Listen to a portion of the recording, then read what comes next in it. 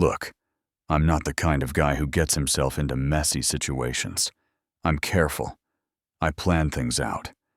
I keep my personal life and work life in completely separate boxes. But right now, at 3 in the morning, sitting on my couch with a whiskey I haven't touched, I'm realizing that sometimes life doesn't care about your boxes. My name is Carter Hayes, and I need to tell you what happened tonight before I lose my mind. I work at a marketing firm in Denver. Started there about 10 months ago as a senior strategist. The pay was good, the work was interesting, and my boss was someone I never expected to complicate my entire existence. Her name is Sloane Mercer. 31, 3 years older than me. She had this dark red hair that she always wore pulled back tight, like she was trying to control it. Green eyes that could cut through your excuses in half a second. She wore these perfectly tailored blazers and heels that clicked against the office floor like a countdown. Everything about her screamed controlled, competent, untouchable, and I was so stupidly attracted to her, it made me feel like a teenager. For the first 6 months, I handled it. I was professional. I focused on my work. I didn't let myself think about the curve of her neck when she leaned over my desk, or the way she'd bite her lower lip when she was concentrating. I definitely didn't think about what it would feel like to make her lose some of that control. Except I did think about it. All the time. The thing is, I was pretty sure it wasn't just me. There were these moments where I'd catch her watching me during meetings. Or she'd laugh at something I said, and it would sound different than her professional laugh. Softer. Real. Sometimes when we'd work late, just the two of us, the air would get thick with something neither of us would acknowledge. But we didn't cross any lines. We were adults. We had boundaries. Until we didn't. It started 4 weeks ago on a Wednesday night. We were finalizing a presentation for a huge client meeting the next morning. Everyone else had left hours earlier. The cleaning crew had already come and gone. It was just us in her office, running on coffee and adrenaline. I was standing at her desk, leaning over to point at something on her laptop screen. She turned her head to say something, and suddenly her face was right there. So close, I could see the tiny gold flecks in her eyes. Could smell whatever perfume she wore. That's something that reminded me of vanilla and smoke. We both froze. Her lips parted slightly. My hand was braced on her desk, and my knuckles had gone white from gripping the edge.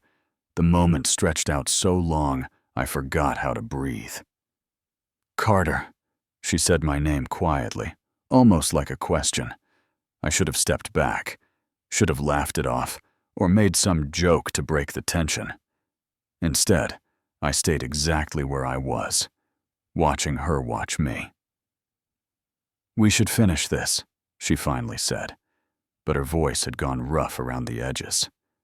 Yeah, I stepped back, shoved my hands in my pockets. Yeah, definitely. We finished the presentation. We didn't talk about what had almost happened.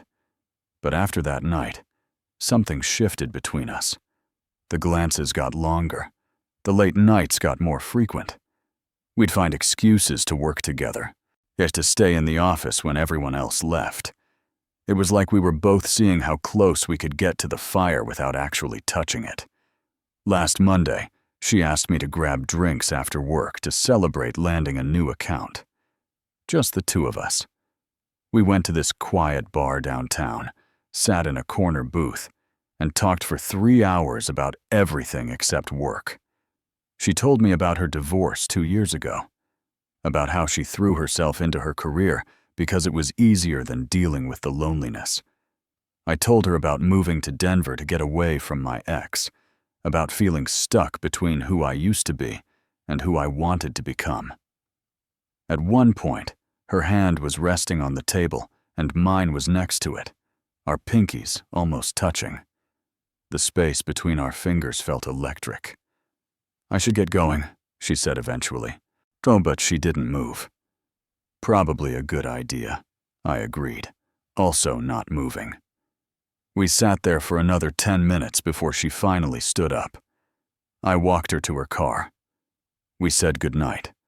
I watched her drive away and knew I was in serious trouble. Which brings me to tonight.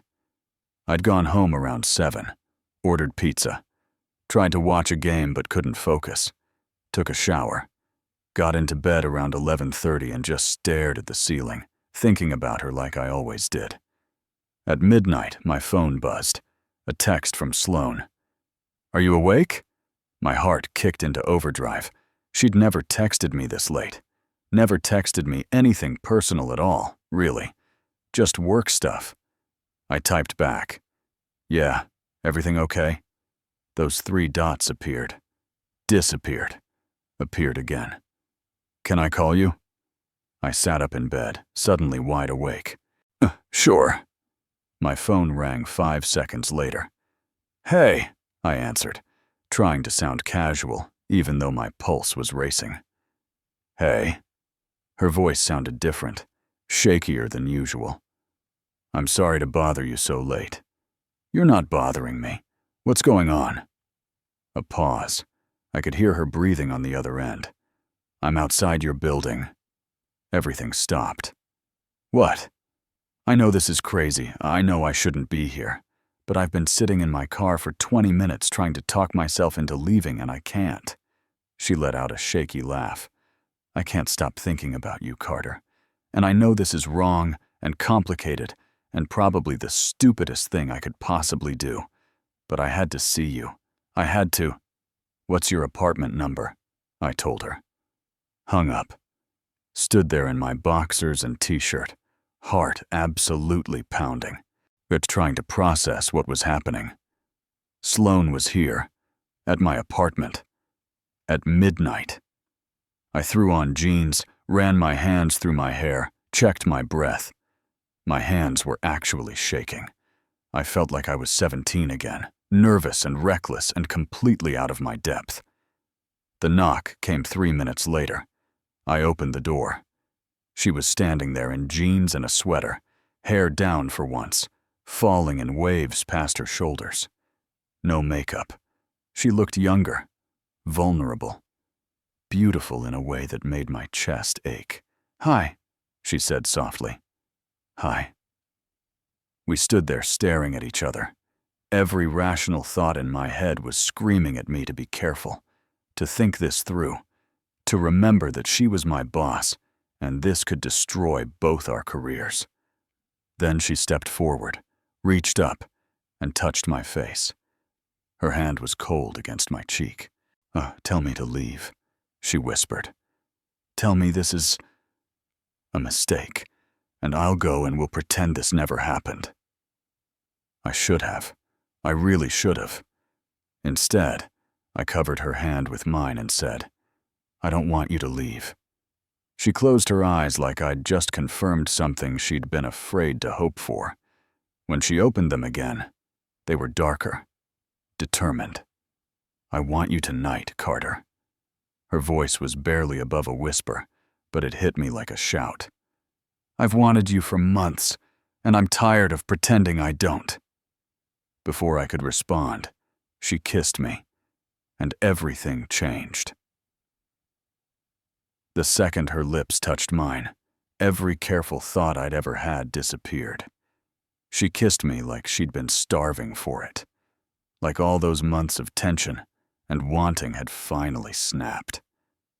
My hands found her waist and pulled her inside, kicking the door shut behind us. Her fingers tangled in my hair, and she made this small sound against my mouth that nearly killed me. We stumbled backward into my apartment. I barely registered where we were going. All I knew was the taste of her, the feel of her body pressed against mine, the way she was breathing my name between kisses like it was the only word she remembered. My back hit the wall. She pressed against me, her hand sliding under my shirt, fingers cold against my skin. I groaned, and she pulled back just enough to look at me, her eyes wild and bright. "Is this okay?" she asked, breathless. I answered by lifting her up. Her legs wrapped around my waist, and I carried her to the couch, setting her down and following her back against the cushions. We were a tangle of limbs and desperate touches, trying to get closer, trying to make up for all the times we'd stopped ourselves. But then something shifted. She broke the kiss suddenly, her hand flat against my chest. I pulled back immediately, searching her face. "Wait," she whispered. "Carter, wait." I moved off her, sitting back, trying to catch my breath. "What's wrong?" She sat up, running shaking hands through her hair. "I can't do this." The words hit me like cold water. "Okay, that's okay. We can stop." "No, I mean—" She stood up, pacing across my small living room. "I can't do this to you. This isn't fair." I stayed on the couch, watching her, confused and still reeling. "What are you talking about?" She turned to face me, and I saw tears in her eyes. Real tears. Sloane Mercer, who never showed emotion at work, who was always in control, was crying in my living room. "I got a job offer," she said quietly. "In Seattle. Regional director position. It's everything I've been working toward. Triple the salary, real authority. A chance to actually build something." My stomach dropped. "When?" "They called me this afternoon. They want an answer by Monday." She wrapped her arms around herself. I was going to take it. I'd already decided. It's the smart move. The career move. Yeah, but then tonight, I was sitting alone in my apartment thinking about leaving, and all I could think about was you. I stood up, walked over to her. "Sloane, I came here to tell you," she continued, the words spilling out now. "I came here to tell you about the job, and to finally admit how I feel about you, even though it's insane and inappropriate and probably career suicide. But then I got here, and you looked at me like that, and I thought maybe we could just have tonight. One night where I don't think about consequences or what's smart. Just one night where I get to have what I want." She wiped her eyes roughly, smearing mascara across her cheek. "But I can't do that to you. I can't sleep with you knowing I'm leaving. That's not fair. That's not who I want to be." I reached out and gently wiped the mascara from her face with my thumb, and she closed her eyes at the touch. "What do you want?" I asked quietly. "Forget the job. Forget what's smart. What do you actually want?" She opened her eyes and looked at me with so much raw honesty it hurt. "You. I want you. But I also want that job. I've worked for 15 years to get an opportunity like this. How do I choose?" "Maybe you don't have to." She laughed, but it came out broken. "Seattle's 1,000 miles away, Carter. Long distance doesn't work, especially not when we've never even been together. We'd be building a relationship on nothing but phone calls and hope. Or you could turn it down. I can't ask you to be the reason I give up this opportunity. What if we try this and it doesn't work out? Then I'll have given up everything for nothing." I knew she was right. And the logical part of my brain knew every word she was saying made sense, but the rest of me didn't care about logic. "Stay," I said. "Stay in Denver. We'll figure this out together." "Carter, I'm serious. You want to know what I want? I want to take you to dinner. Real dinner. Not late-night work sessions disguised as meals. I want to wake up next to you. I want to see what this could actually be without hiding it or pretending it's not happening." I took her hands in mine. "You're terrified this won't work out. But what if it does? What if this is the thing you've been missing while you were busy building your career?" She was crying again, silently this time. "You're asking me to gamble my entire future on a relationship that doesn't even exist yet." "No, I'm asking you to give us a chance. Take the weekend. Think about it. But don't make this decision alone in your head at midnight when you're scared." I squeezed her hands. "And for what it's worth, I think you're worth the risk. Whatever happens, I think you're worth it."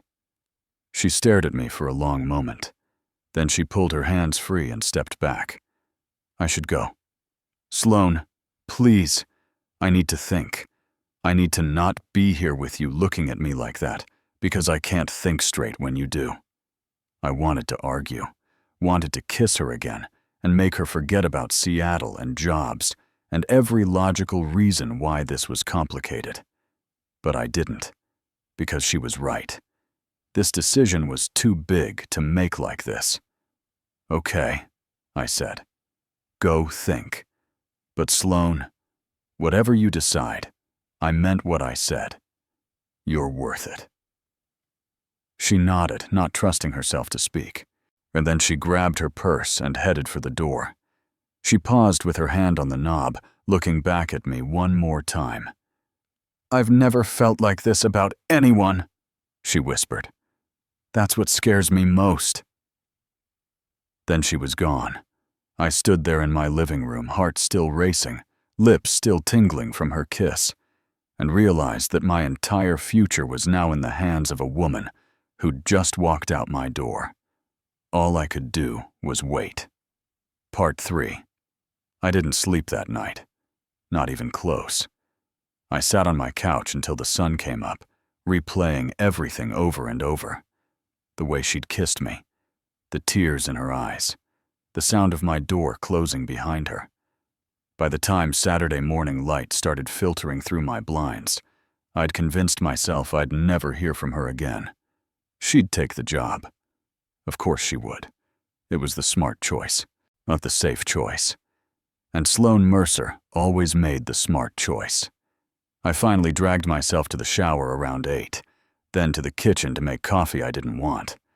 My phone sat on the counter, silent, mocking me. The weekend crawled by like torture. I tried to distract myself, went to the gym, cleaned my apartment, called my sister and pretended everything was fine. The whole time, my phone stayed quiet. By Sunday night, I'd accepted it. She was taking the Seattle job. She was choosing her career. I couldn't blame her for that, even if it felt like my chest had been carved out with a spoon. I went to bed early, dreading Monday morning, dreading having to see her at work and pretend nothing had happened, pretend I hadn't kissed her and told her she was worth risking everything for. Monday morning, I dragged myself into the office at 8:30. My stomach was in knots. I grabbed coffee from the break room and headed to my desk, eyes down, just trying to get through the day. Carter, I looked up. Sloane was standing outside her office, wearing that charcoal blazer I'd always liked, hair pulled back, every inch the professional boss she'd always been. My heart sank. Can I see you in my office, please? Her voice was formal, distant. This was it. She was going to tell me she was leaving, and we were going to have an awkward conversation about maintaining professionalism, and then I'd have to watch her pack up her desk. I followed her inside. She closed the door behind us and turned to face me. For a moment, we just looked at each other. I turned down the job, she said quietly. I blinked. What? I called them Saturday afternoon and turned it down.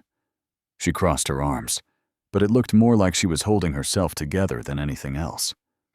I've been thinking about what you said, about what I want, and you were right. I've spent 15 years building a career and climbing ladders and checking boxes. I've been so focused on the next promotion, the next achievement, that I forgot to actually build a life. She took a breath, her eyes meeting mine. I don't want to wake up in 5 years as a regional director in Seattle, sitting alone in some fancy apartment, wondering what would have happened if I'd been brave enough to choose something just because it made me happy. I don't want to regret you, Carter. My heart was pounding so hard I could barely hear anything else. Are you sure? That job was everything you wanted? No, she said firmly. It was everything I thought I should want. There's a difference. She stepped closer. But here's the thing. I'm not doing this halfway. If we're going to try this, we do it right. No hiding. No sneaking around. Which means I went to HR this morning and submitted my resignation. You what? I'm giving 4 weeks' notice.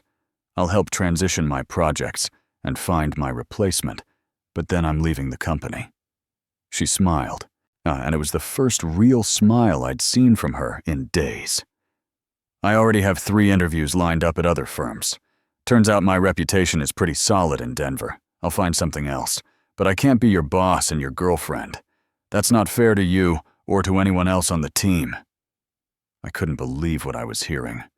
"Sloane, you don't have to quit. We can figure something out." "I want to," she interrupted. "I want to start fresh, build something new, and I want to do it with you, if you still want that." I closed the distance between us in 2 steps, cupping her face in my hands. "Are you kidding me? I haven't stopped thinking about you for 2 seconds since Friday night." She laughed, and it sounded lighter than I'd ever heard it. "So we're really doing this? We're making the impulsive, probably crazy decision?" "Yeah," I said, grinning. "We really are. HR said we need to keep things professional for the next 4 weeks while I'm still technically employed here. That's going to be torture." "I know." She bit her lip, eyes dancing. "But after that, you're taking me to dinner. Real dinner. And then I want you to kiss me the way you did Friday night, and not stop.